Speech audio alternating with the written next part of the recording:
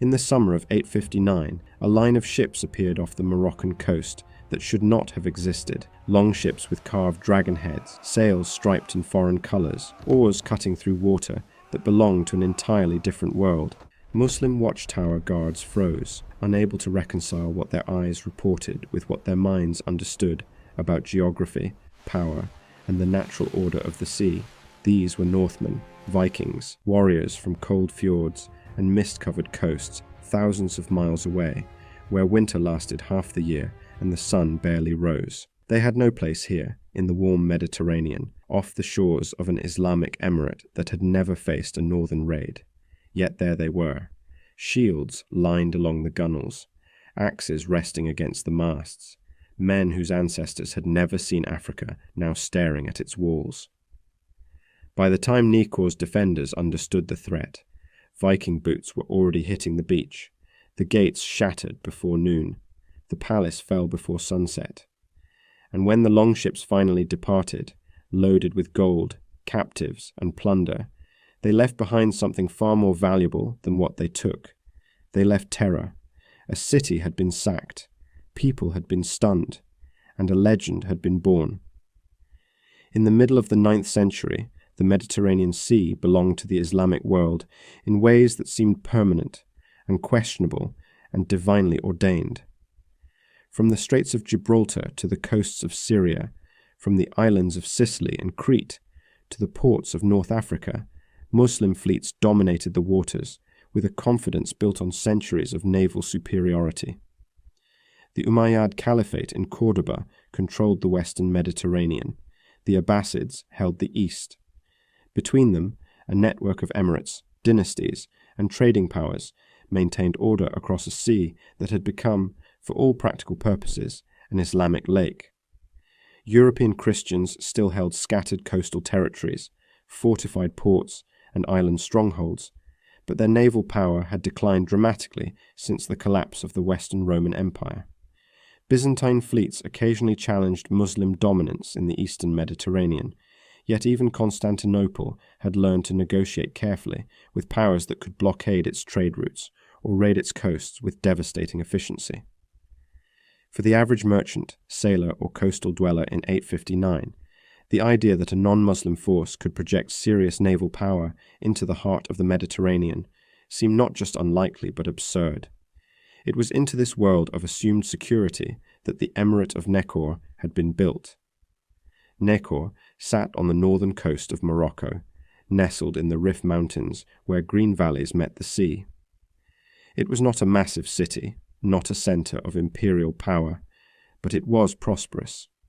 The emirate controlled fertile agricultural land, managed trade routes connecting the interior of Africa to Mediterranean ports, and served as a hub for merchants moving goods between the Islamic heartlands and the Berber kingdoms to the south. Its markets sold grain, textiles, olive oil, and slaves. Its harbours welcomed ships from Al-Andalus, Ifriqiya, and beyond. The ruling family traced its lineage back to Idris ibn Salih, a descendant of the Prophet Muhammad, through his grandson Hassan. This gave Nekor not just political legitimacy, but religious prestige. Pilgrims passed through on their way to Mecca. Scholars studied in its mosques. The emir maintained correspondence with other Islamic rulers, paid tribute when necessary, and navigated the complex web of alliances that defined North African politics. What Nekor did not have was a serious navy. The emirate's military strength focused almost entirely on land-based threats. Berber tribes occasionally challenged its authority. Rival dynasties competed for influence in the surrounding mountains. Bandits raided caravans. These were the dangers that shaped Nekor's defences, the threats that determined where soldiers were stationed, how walls were built, and what kind of warfare its commanders understood. The city had fortifications designed to resist siege engines and cavalry assaults, not amphibious landings by seaborne raiders who could appear without warning and disappear just as quickly. This was not carelessness, it was logic. No northern power had ever launched a sustained naval campaign into the southern Mediterranean. The distance was too great. The logistics were impossible. The risks were overwhelming. Viking raids had become a plague across the Atlantic coasts of Europe. Yes, but those were different waters, different enemies, different strategic calculations. Northmen attacked monasteries along the coasts of Ireland and England. They sailed up rivers into Francia, sacking towns and extracting tribute. They harassed the Iberian kingdoms, testing defences and seeking plunder. But they did not cross into the Mediterranean. The Straits of Gibraltar formed a natural barrier, a narrow passage where currents ran strong and Muslim fleets patrolled regularly. Any Viking force attempting to enter the Mediterranean would have to navigate those straits under the eyes of Cordoba's navy, risk interception, and then operate thousands of miles from home in hostile waters, surrounded by powers that could mobilize overwhelming force against them. It made no sense. It defied every reasonable assessment of risk and reward. So, when the first rumors reached Nacor in the spring of 859, they were dismissed almost immediately. Coastal villages to the west reported sightings of strange ships. Not the familiar lateen-rigged vessels of Muslim traders, not the heavy cargo ships that moved goods along established routes, but long, narrow craft with square sails and rows of oars. The descriptions were vague, the witnesses uncertain, and the reports contradicted each other in key details. Some claimed the ships carried 30 men, others said 100. Some described dragon heads carved into the prows. Others mentioned painted shields. Nacor's officials listened politely and did nothing. Strange ships appeared all the time. Smugglers used unconventional vessels. Pirates occasionally tested coastal defenses. Merchants from distant ports brought unfamiliar designs. Without concrete evidence of a threat, without any indication that these sightings represented an organized force, there was no reason to mobilize soldiers, disrupt trade, or create panic over what was most likely a misunderstanding. Then, the reports became more specific. A fishing village near the straits reported that several dozen longships had been seen moving east along the coast. Not raiding, not attacking, simply sailing with purpose, as if they knew exactly where they were going. The village headman sent word to Nacor describing the ships in enough detail that the emir's advisors could no longer dismiss them as merchant vessels or pirates. These were warships, and they were moving deeper into the Mediterranean. By the time Nacor's leadership began taking the threat seriously, the window for effective response had already closed. Sending messengers to Cordoba would take days. Mobilizing the emirate's small fleet would take longer. Coordinating a defensive response with neighboring powers would require negotiations that could stretch into weeks. And all of that assumed the strange ships were actually heading toward Nacor, rather than toward any of the dozens of other coastal targets they could strike first. The emir made a calculated decision. He ordered the garrison at the coast reinforced with a modest number of additional troops, enough to repel a typical pirate raid, but not so many that it would leave the capital vulnerable to other threats. He sent word to regional allies asking for information about the mysterious fleet. He instructed watchtowers along the coast to maintain constant vigilance and report any further sightings immediately. Then he waited, because Nacor, like every other Mediterranean power in 859, operated under assumptions that had held true for generations.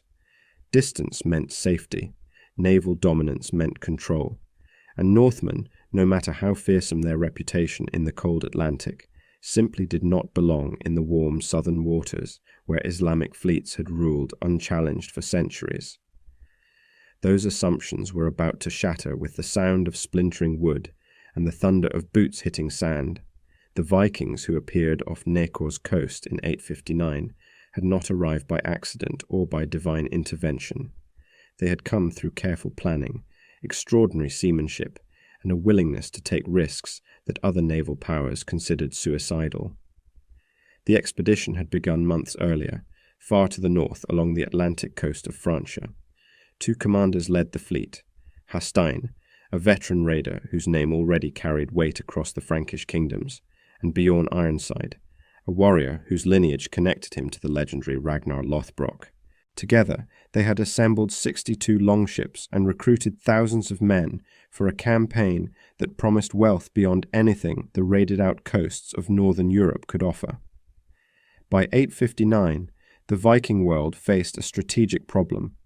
For decades, Norse raiders had extracted enormous wealth from monasteries, towns, and kingdoms across Britain, Ireland, and Francia. But success had brought diminishing returns. Coastal settlements had learned to build defences. Armies had adapted their tactics. Kings had organised rapid response forces. The element of surprise that had made early Viking raids so devastating had eroded through repetition. Wealthy targets still existed, but they were increasingly fortified, increasingly prepared, and increasingly expensive to attack in terms of Viking casualties. The North Sea and the Atlantic coasts had become saturated with raiders competing for the same plunder. Some Viking leaders responded by pushing further into river systems, sailing deep into Francia to strike inland targets. Others turned to settlement, claiming land and transforming from raiders into rulers. Hastein and Bjorn chose a different path. They would go where no Viking fleet had gone before. The Mediterranean represented everything the northern world was not: warmth instead of cold, wealth concentrated in undefended coastal cities rather than scattered across fortified monasteries, trade routes thick with merchant vessels carrying silk, spices, gold, and slaves, and perhaps most importantly, shores that had never seen a Viking longship, coasts where the mere appearance of Norse warriors would create the kind of psychological shock that had made early raids in Britain so profitable. The expedition's first challenge was reaching the Mediterranean at all. The Straits of Gibraltar had a reputation among sailors. Currents moved with brutal force. Winds shifted unpredictably. Rocks lurked beneath the surface near both shores. Muslim fleets from Cordoba patrolled the waters regularly, watching for Christian raiders or pirates who might threaten trade routes. For a fleet of 62 longships, each carrying 40 to 50 warriors plus supplies, the straits represented a choke point where the entire expedition could be detected, intercepted, and destroyed. Hastein understood this. Rather than attempting a direct crossing, the fleet first struck targets along the Iberian coast, testing Muslim defences and gathering intelligence about patrol patterns. They raided small ports, captured fishing vessels, and interrogated sailors who knew the currents and the schedules of Cordoba's warships. What they learned was that Muslim naval power, while dominant, was not omnipresent. Patrol routes followed predictable patterns. Gaps existed. The Vikings waited for the right conditions, then made their move. Under cover of darkness and favourable winds, the fleet passed through the straits in 862.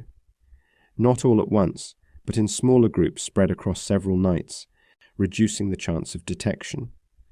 By the time Cordoba's coastal watchers realized that a major northern fleet had entered the Mediterranean, the longships were already dispersed, moving east along the African coast toward targets whose names the Vikings had learned from captured merchants.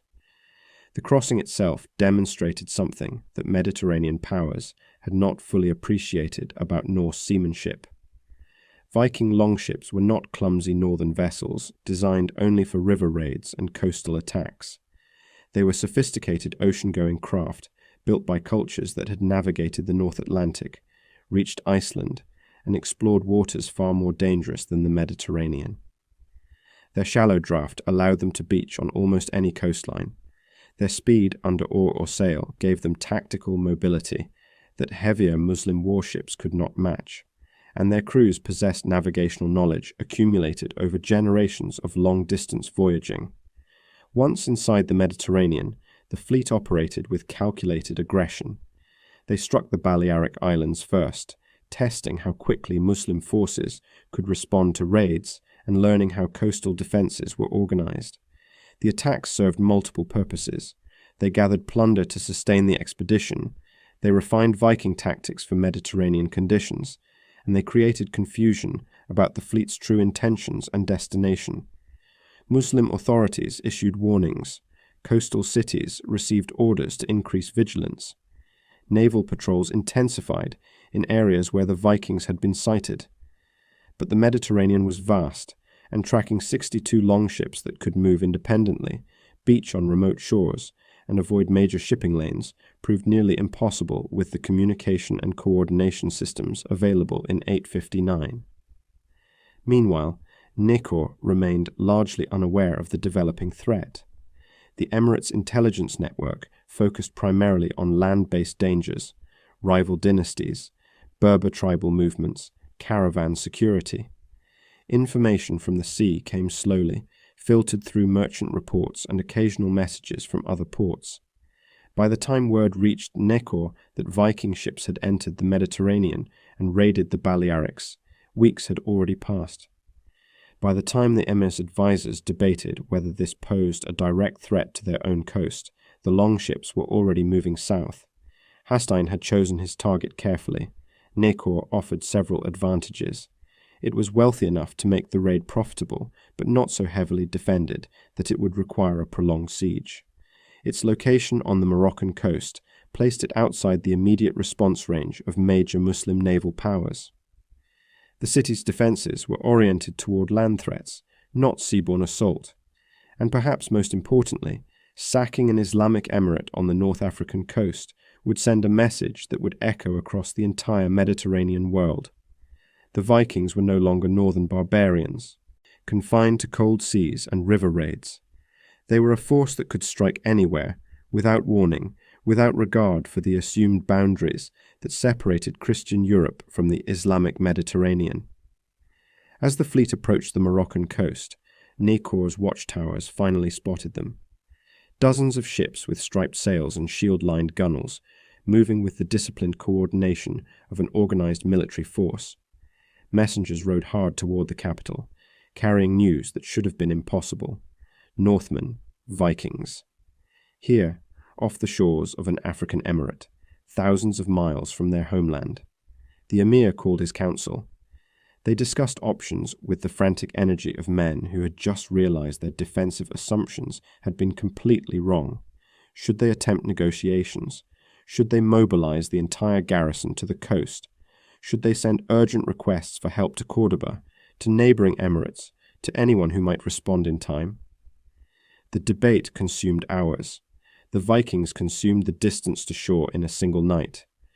By dawn on the day that would define Nekor's history, Hastein's fleet was beaching on the sand, not tentatively, not cautiously, but with the confident aggression of raiders who had crossed an ocean, navigated hostile waters, and sailed past every defensive barrier that was supposed to keep them out.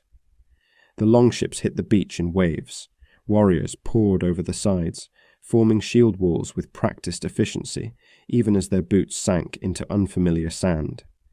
The sound of it carried across the water and up the slopes toward the city, the rhythmic thunder of oars being shipped, the scrape of keels on sand, the shouts of commanders organizing their forces in a language Nekor's defenders had never heard spoken by an enemy. Nekor's coastal garrison numbered a few hundred men.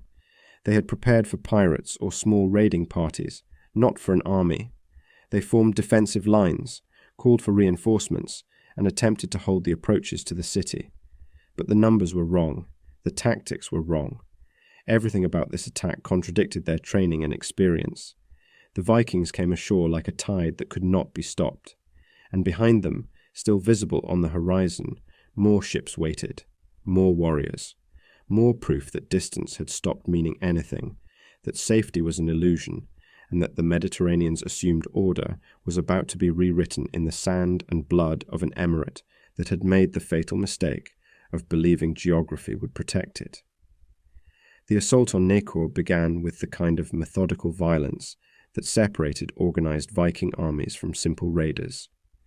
3,000 warriors hit the beach in coordinated waves. The first groups formed shield walls immediately, creating defensive positions that protected subsequent landings. Archers moved into position behind them, providing covering fire for units advancing inland. Commanders shouted orders in Old Norse, organizing their forces with the efficiency of men who had done this dozens of times before, across a dozen different coastlines. Nekor's garrison met them on the slopes leading up from the harbour, a few hundred defenders against thousands of attackers. The mathematics alone made the outcome inevitable, but what shattered Nakor's resistance was not just the numbers. It was the alien nature of the threat itself. The city's soldiers had trained to fight Berber cavalry, to defend against siege engines, to hold walls against armies that approached warfare with familiar tactics and predictable patterns.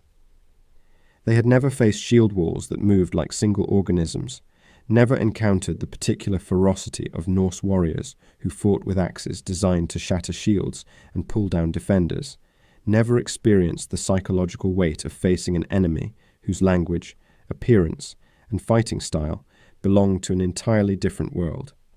The Vikings advanced upslope in tight formations. Arrows from Nakor's walls struck shields and occasionally found gaps, but not enough to slow the assault. When the defenders attempted to countercharge, hoping to use momentum and local knowledge of the terrain to disrupt the attackers, they crashed into shield walls that absorbed the impact and then pushed back with overwhelming force. The first defensive line broke within an hour.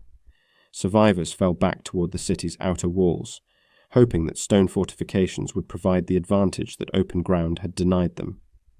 The emir's commanders sent messengers racing through the streets, calling every available man to the defenses. Merchants grabbed weapons. Craftsmen reported to their assigned positions. Even religious scholars who normally avoided violence took up positions on the walls, understanding that this was not a raid that could be bought off with tribute or negotiated away with diplomacy. The Vikings reached the gates before Nakor could fully organize its interior defenses. What happened next demonstrated why Norse raiders had become the terror of coastal Europe. The attackers did not attempt a traditional siege. They did not settle in for weeks of starvation tactics or wait for disease to weaken the defenders. Instead, they brought tools they had carried on their ships specifically for this purpose: axes, hammers, and a small battering ram that required only a dozen men to operate effectively. The gates of Nakor had been built to resist the kind of siege equipment that Berber armies might bring overland. Heavy timber reinforced with iron bands, set into stone walls that rose 2 stories high. Impressive defenses against traditional threats. But Viking axes were not traditional weapons. They were designed to split wood, to tear through ship holes, to destroy obstacles quickly so that raids could maintain their speed and shock value. Teams of warriors attacked the gates in rotation. One group would strike for several minutes, then fall back while fresh fighters took their place.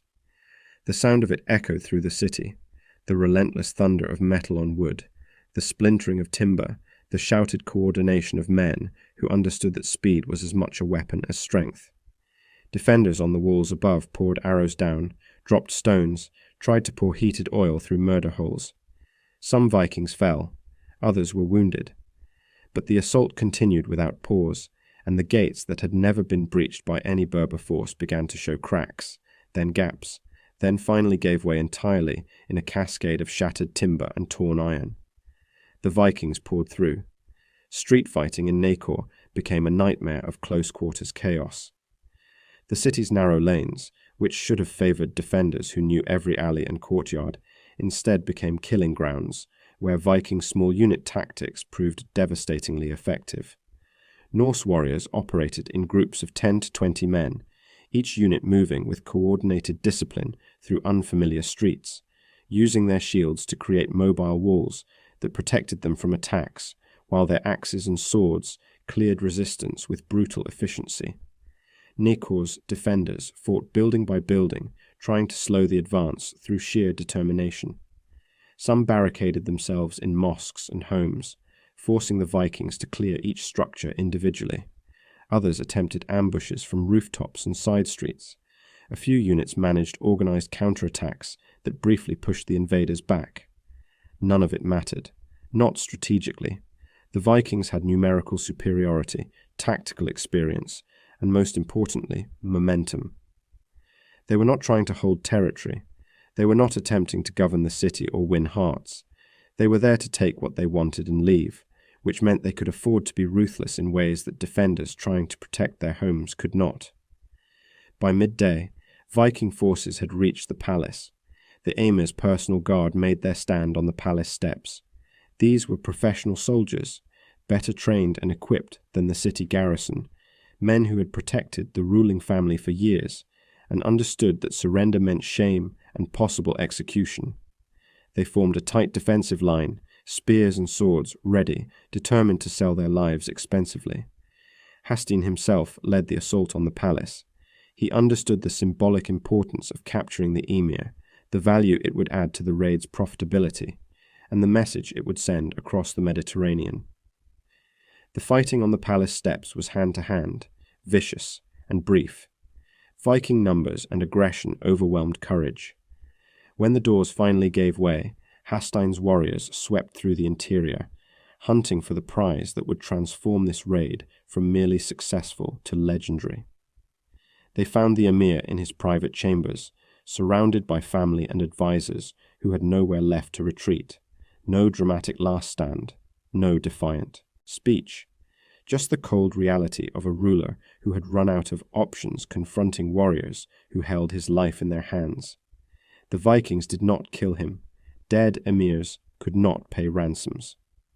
With the palace secured and the emir captive, organized resistance in Nakor collapsed. Scattered pockets of defenders continued fighting, some out of loyalty, others out of desperation, a few simply because they had nowhere to run. But the battle was effectively over. What followed was not combat, but extraction. The Vikings moved through the city with systematic efficiency, targeting the places where wealth concentrated. The palace treasury was emptied first. Gold, silver, jewelry, anything portable and valuable. Then the markets, where merchants kept reserves of goods and coin. Then the mosques, where religious endowments and donations had accumulated over decades. Then the homes of wealthy families who had not managed to flee or hide their valuables in time. Captives were selected with equal calculation.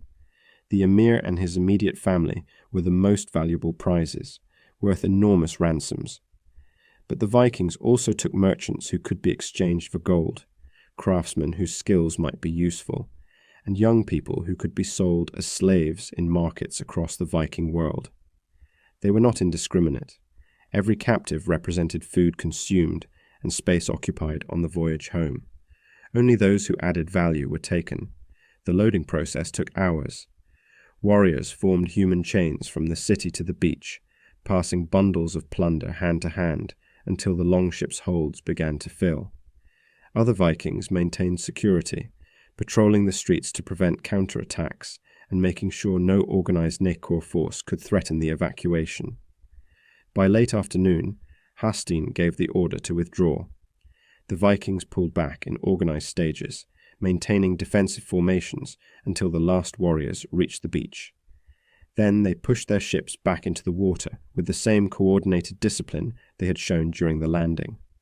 Oars slid into position, sails rose, and the fleet that had appeared impossibly on Nakor's horizon began to pull away, their holds packed with treasure, their decks crowded with captives, their reputation now expanded to include something that no Muslim power had thought possible. They had crossed the Mediterranean, they had sacked an Islamic emirate on African soil, and they had done it with casualties that barely registered against their total force. Behind them, Nakor burned in scattered places where fighting had spread fire. Survivors emerged from hiding, moving through streets littered with the debris of shattered defenses. Some searched for family members, others simply stared at the destruction, trying to process what had happened in less than a day. The city's walls still stood, most buildings remained intact, the population had not been slaughtered. In purely physical terms, Nakor would recover, but something else had been destroyed that morning, something that would take far longer to rebuild than walls or markets.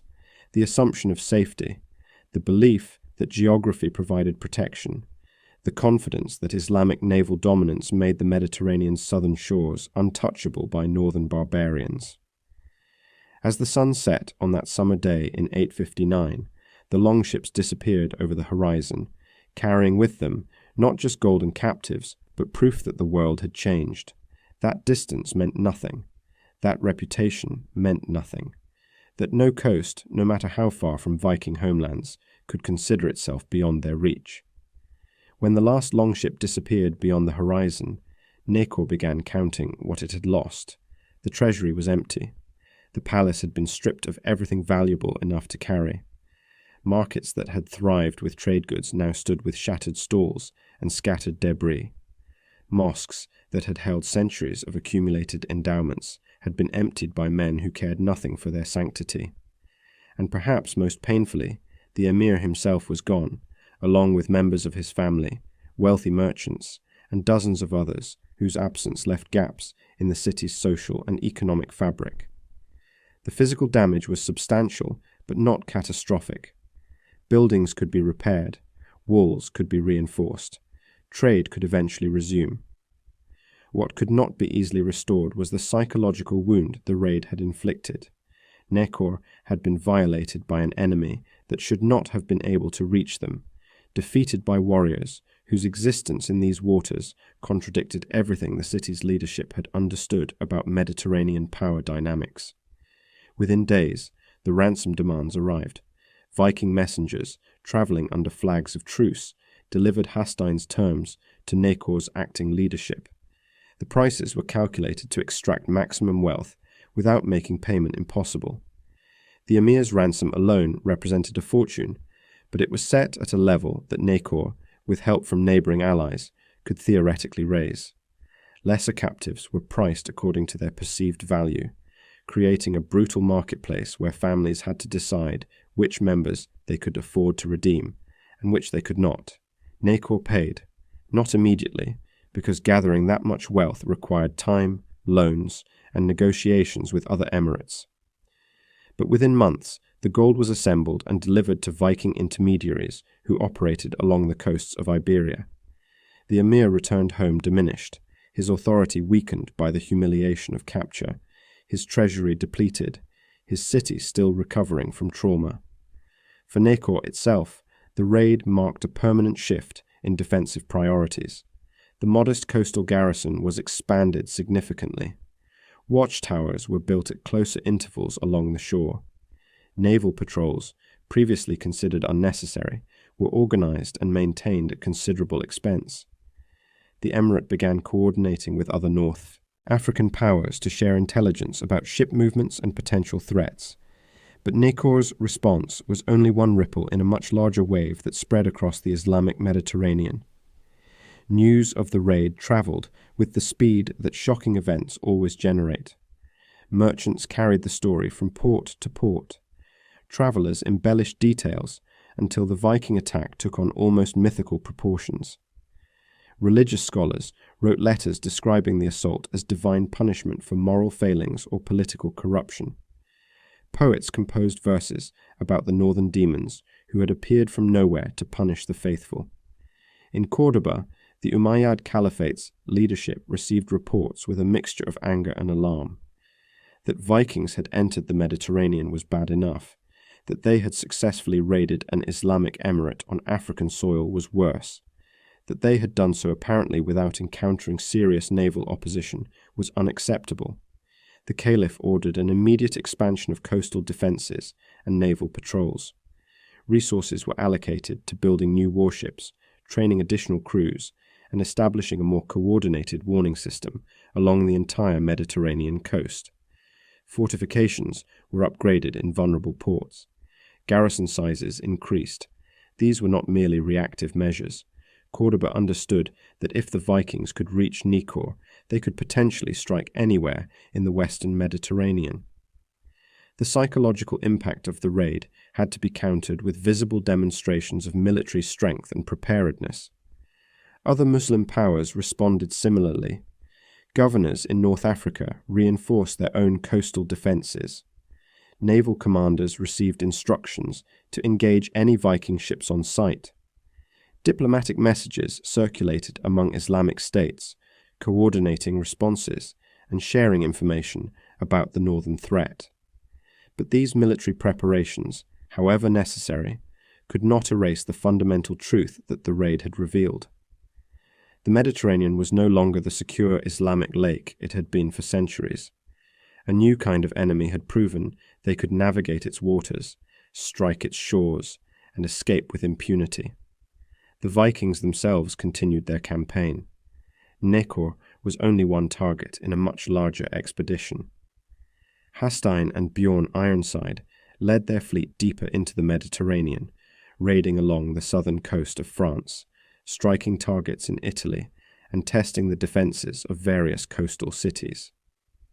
Some raids succeeded spectacularly, others met prepared defences and were repulsed, but each attack, successful or not, reinforced the message that Norse raiders had permanently expanded their operational range. The fleet eventually returned north, sailing back through the Straits of Gibraltar, laden with plunder from dozens of raids across the Mediterranean. Casualties had been significant, ships had been lost, and not every warrior who departed Francia in 859 made it home. But for those who survived, the expedition represented wealth beyond anything available in the over-raided coasts of northern Europe. More importantly, it demonstrated a new model for Viking expansion. The Mediterranean was no longer forbidden territory. It was a target-rich environment where surprise, speed, and superior seamanship could overcome the theoretical advantages of Islamic naval power. The psychological impact of Necor's sacking extended beyond military and political circles.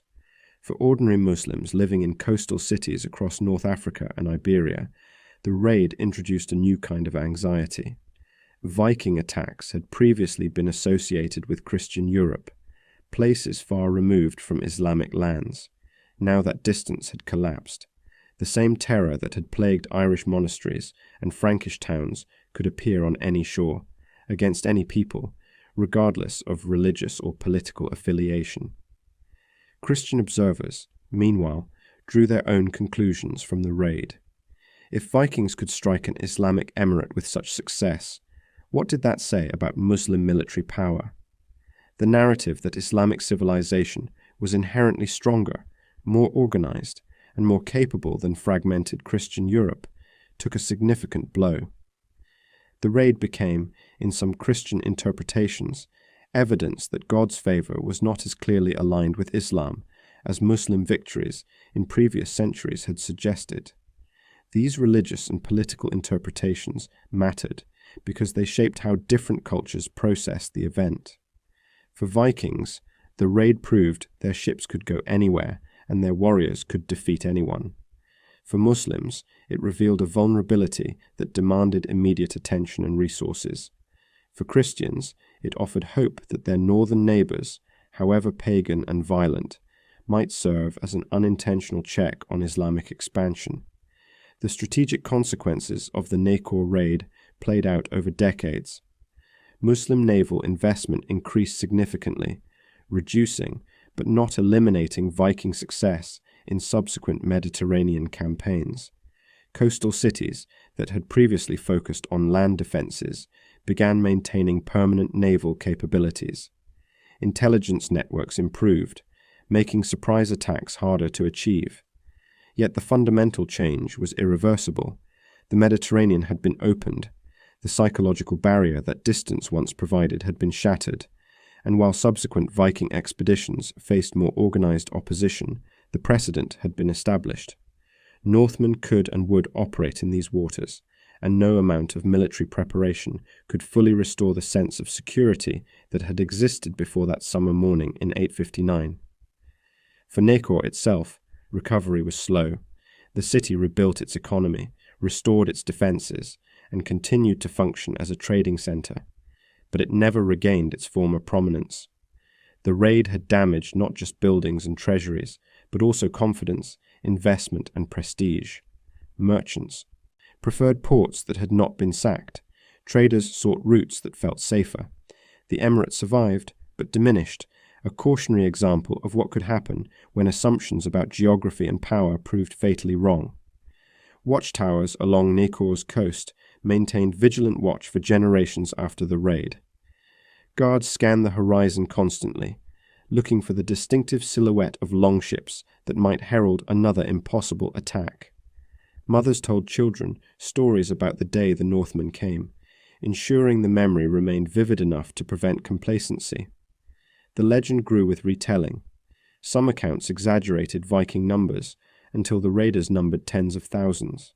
Others claimed the attack lasted days rather than hours. A few attributed supernatural powers to the invaders, suggesting only demonic assistance could explain how northern barbarians had crossed such distances. But beneath the exaggerations, the core truth remained undeniable and haunting. On a single day in 859, a fleet from the frozen north had appeared off an African coast where they had no right to be. They had landed an army that shattered defences built against different enemies. They had captured an emir in his own palace, looted a prosperous city, and sailed away with their holds full and their casualties minimal. One raid, one morning. One moment when audacity proved stronger than assumptions, when seamanship and violence rewrote the strategic map of the Mediterranean, and when a small emirate learned the hardest lesson history teaches, that safety is always temporary, distance is always an illusion, and the horizon always holds possibilities, both terrible and transformative, that no amount of planning can fully anticipate. The Vikings had come. They had conquered, and in doing so, they had left behind something far more lasting than the scars of battle. They had left a question that would echo through centuries of Mediterranean history. If Nekor could fall, what city could truly claim to be safe?